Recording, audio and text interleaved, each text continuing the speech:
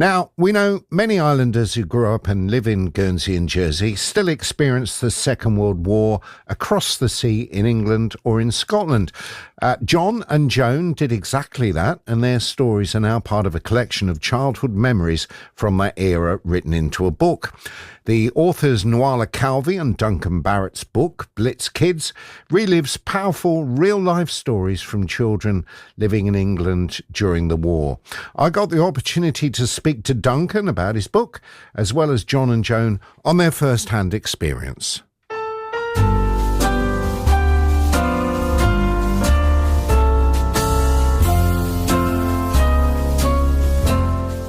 The fascination with World War II, I think it's really the kind of civilian experience or the sort of ordinary person's experience. So I guess that was partly why a few years ago I wrote a book about the occupation in the Channel Islands, because I was just sort of really interested in what was it like for people living alongside the enemy, you know, kind of living with the Germans on your doorstep. And then coming to the sort of Blitz kid experience with this book, it's very much about, you know, what's it like living in London, Liverpool, Birmingham, any of these big cities on the mainland that are being bombed, but living through that as a child who is not only unable to do anything about the war, but actually doesn't, in many cases, really understand what's going on. I think they were pretty much, as far as I know, at some point. I mean, a few of them, they had only like one or two big raids. So even, say, Coventry, which we think of as this kind of apocalyptic scene, which it very much was, but they had basically one really terrible raid and then one other quite big raid. And then they had other, you know, much smaller raids that didn't really bother people all that much. But yeah, London obviously had a sustained period of many months of bombing.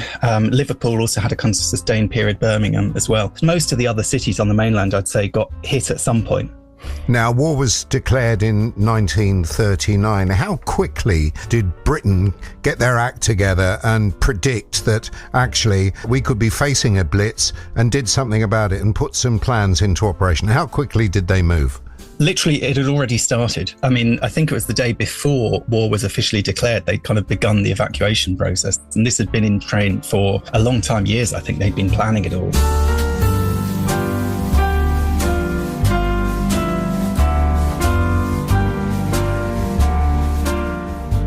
We left Guernsey in, I think it was about the 26th of June, 1940. We decided to go as a family. My father didn't want to split us up. Arrived at Weymouth, and they were asked, did you have anywhere to go? We said yes, we had some relatives in Newton Abbot. So we went there. Later on, we said, okay, what's my father going to do? Because he wasn't fit to go in the army or anything. He took a job as a market gardener, and he was given a little cottage in the village called Soughton near Exeter. Quite happy there, doing something for the war effort. And all went well. It was a lovely summer. Well, until the Exeter Blitz started. And I came out one morning and I found that an incendiary bomb had been dropped over the night, and it had burnt out in the front of our cottage. All I could find was a little fin. My mother was very upset about this and said, well, we can't stay here if there's going to be blitz like that. One time we went up to Halifax in Yorkshire. So my father then said, well, what am I going to do now for the war effort? Well, they were trying to get people to help with the fires. So he joined the auxiliary fire service, and he went off. He'd always wanted to be an engineer, so he was quite happy with engines like the pumps that they had to operate. He went off one day and didn't come back. And we got a message from him a few days later saying that he was down in Liverpool fighting the Blitz. And he turned up back about a week later. He'd lost, 3 stone in weight. He died a few days later from bronchial pneumonia. So we were left there in Halifax with no father, etc. And my mother got invited to go down to some friends in Enfield. And that was quite nice to go down there as a change of scenery, etc. I went off to school down there, and it was all right, but we didn't really know very much about the people around there. My Aunt Frances, my mother's sister, had got a job with the Admiralty in Bath, and she sent us a message saying that the Bath Blitz was virtually over. Come and stay with us, which is what we did.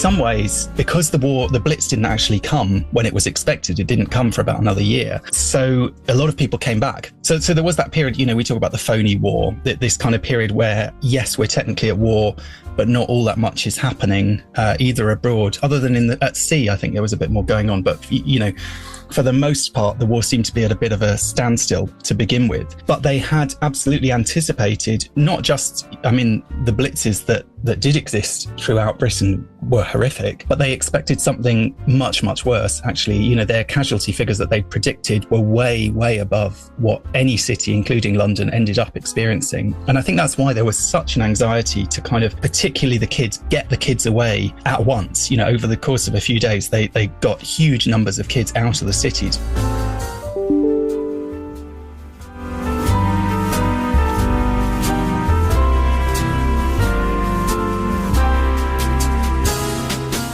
And where were you, Joan? We're in Renfrewshire, just outside of Glasgow, in White Craigs. And were you aware of the bombing happening in other places? Oh, yes. I was going to be evacuated with the school, but I went to go with the school, but that day the boat didn't go. So we were sent home, and my mother didn't want to part with me again, so she came with me the next day. I remember being on a train for 18 hours it took to get up to Scotland. And why did you choose to go to Scotland?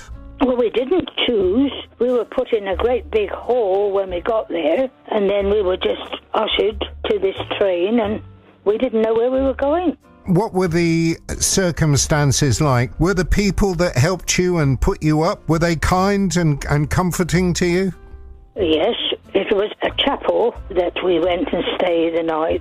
Different people came and took different ones. My aunt came with us with her little girl, and somebody from the congregation took them out to White Craigs to stay with the neighbour of who we went to. When my aunt got there, the lady she went to stay with went and asked her neighbour whether she'd take a mother and daughter. We were there for the 5 years, and they were so kind to us.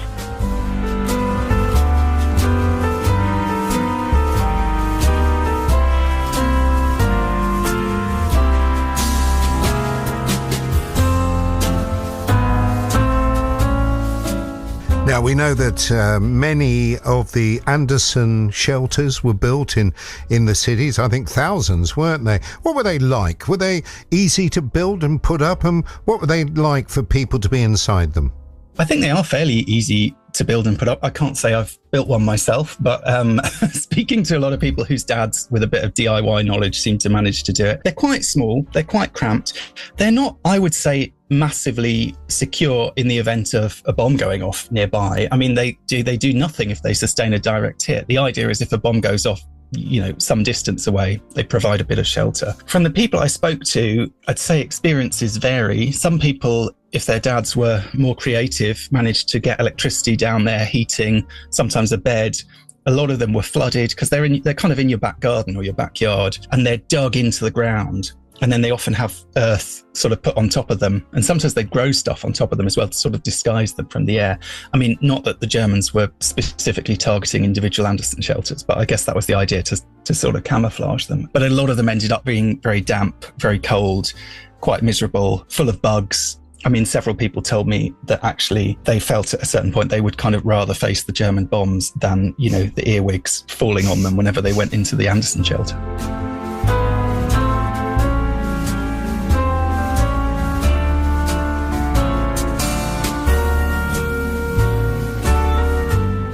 During the Blitz itself, John, did you see and hear much of the explosions and the bombardment happening?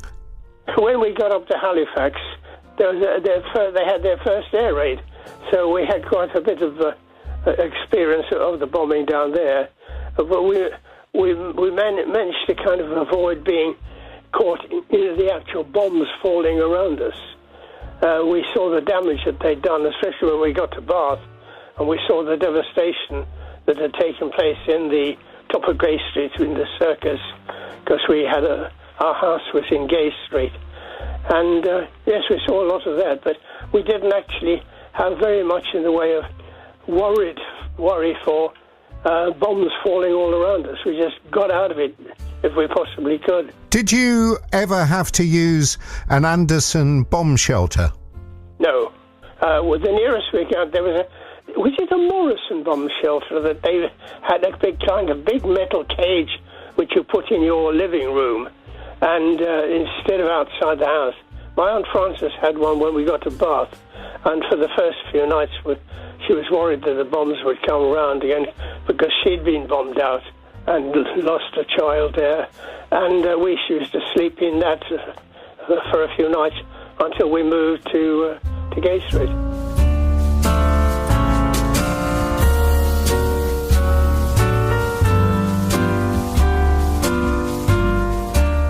Now, of course, if you lived in London and you were near a tube station, that would have been much nicer, more preferable to an Anderson shelter, was to go underground down the steps to the tube. And many people did that, didn't they? They did, yeah, although slightly controversially, to begin with, the government tried to stop them going down there. They were very keen not to use the tube network as shelters, which seems crazy to me. I mean, there were instances in the tubes where bombs went off and damaged tube stations. And there was one incident, for example, where a lot of people drowned because a water main burst. So there were risks to going down there as well. But yeah, I would say if it were me, I would certainly be a lot happier way down on the Victoria line than I would be in a kind of very basic shelter in the back garden. Now, we've all seen the war films, haven't we? As Stukas, dive bombing. We know about the V2. They must have been really frightening. Absolutely terrifying. I mean, I was at the War Museum last weekend and they have a V2 there. And I took my son, who's 9, to see it. And he just couldn't believe, the scale of it. This thing, I mean, it doesn't look like a bomb. It looks like a rocket that could go into space. And absolutely, terrifying. The only thing I'd say is that the V2s, because they were so fast, you basically had no warning they were coming. You were just there one moment and then everything was gone. And if you happened to be in that spot, that was it for you. The V1s, the doodlebugs, are actually the ones that people describe as much more scary and I think traumatized a lot more people because you would see them flying over. They looked like small aircraft and everyone I spoke to remembered the same thing. They'd say, you would hear this noise. They made this kind of terrible rattling noise as they were coming. They called them the buzz bombs. And then if that noise cut out, that's what you'd be listening to because when the engine cut out, then it starts to fall. And that's where, if you're in the path of it, again, there's a massive, massive explosion compared to any of the bombs that are dropped by planes. But I think in a way, the V1s, although they were less powerful than the V2s, actually terrorized people a lot more because they could see them coming and hear them coming. That is a big part of the Blitzes is, yes, there's a kind of practical goal, which is to, often there are factories, there are docks, there are various kind of facilities that they're targeting, but actually the psychological impact is massive as well. And when you think of somewhere like Coventry, there were factories in Coventry that they were targeting, but really the goal was to see, can we basically obliterate a British city overnight? And they almost did it. I mean, a lot of people have said if they'd come back the next night and done the same again, that would have been it for Coventry. As it was, people of Coventry just about kind of limped on and managed to pull themselves together and kind of get their life back together. But it came very close there. Duncan, it seems like there's a whole generation of really streetwise kids that came out of the Blitz because some of them used to play on the bomb sites. They'd collect bits of shrapnel and whatever else they could find. And it made them really streetwise, didn't it, in some ways? Yeah, and they loved it. The weird thing is a lot of people that we spoke to about 80 plus people for this book. And we sort of expected the doom and gloom and the tragic stories. And there were all of those. And many of them, lost family members, lost pets and so on. But really the story that came through more than anything was how much fun they had. They loved these bomb sites. On every corner there's a new playground basically suddenly appears. And the terrifying thing these kids are doing, climbing into bombed factories and swinging from the rafters and smashing windows and collecting shrapnel, and not just shrapnel but weapons, anything they can find that's kind of fallen out of a plane or whatever. Following the war, there had to be a period where Britain tried to rebuild. Are there any bomb sites still there, or have they all been cleared or redeveloped now? Well, I'd say, I grew up in London, and certainly you can see the evidence of the bombs. We used to live in southeast London, and on our street, there was a sort of row of terraced houses on one side, on our side, and then on the other side, there were some terraced houses, and then there was like a big sort of green area that kids would use to play football and so on.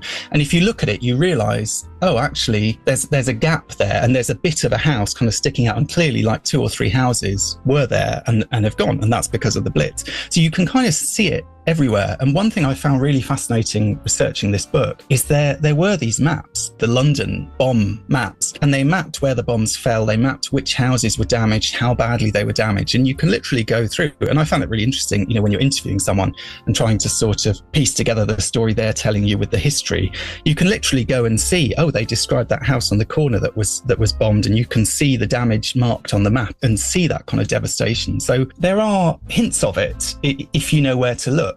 Well, it's an adventure, isn't it? Duncan, many thanks for speaking to us today. Blitz Kids, it's available in all good bookshops. Duncan, thanks very much for speaking to us today. Thank you, my pleasure.